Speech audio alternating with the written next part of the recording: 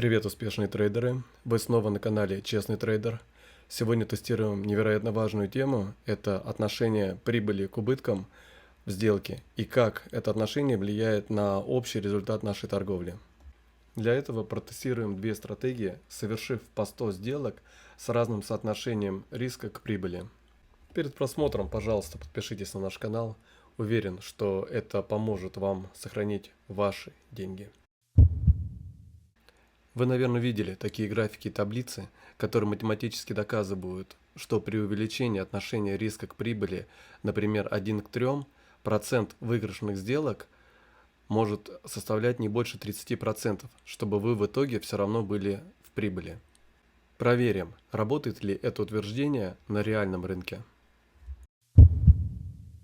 Для этого рассмотрим стратегию, на которой мы уже совершали 100 сделок с соотношением риска к прибыли 1 к 1,5. Ссылка на эту стратегию будет в описании.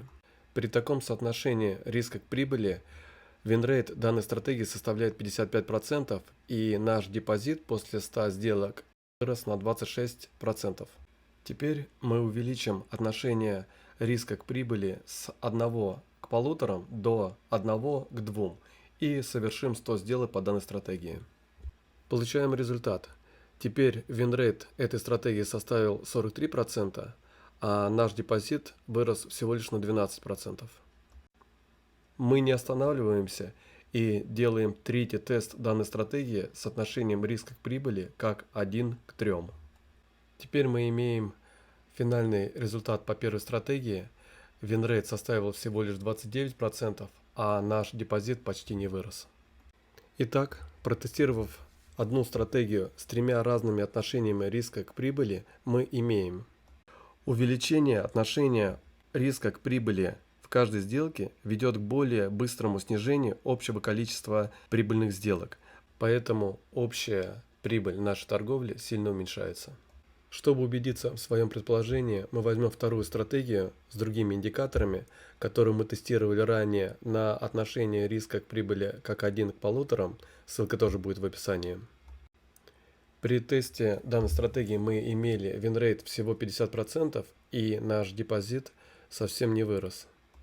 Теперь мы увеличим отношение риска к прибыли как 1 к 1,5 до 1 к 2 и совершим 100 сделок. Мы получаем совсем плохие результаты.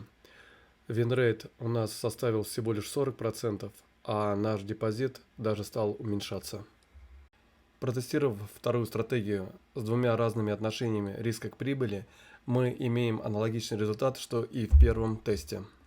При увеличении отношения риска к прибыли, винрейт и общая прибыль сильно сокращается. Мы смело можем сделать вывод, что данные математические таблицы не работают на реальном рынке при торговле по индикаторам. Конечно, при торговле по стакану или от уровней результат может быть другой, но это уже в следующих видео. Подписывайтесь на наш канал, ставьте колокольчик, впереди очень много интересного и полезного.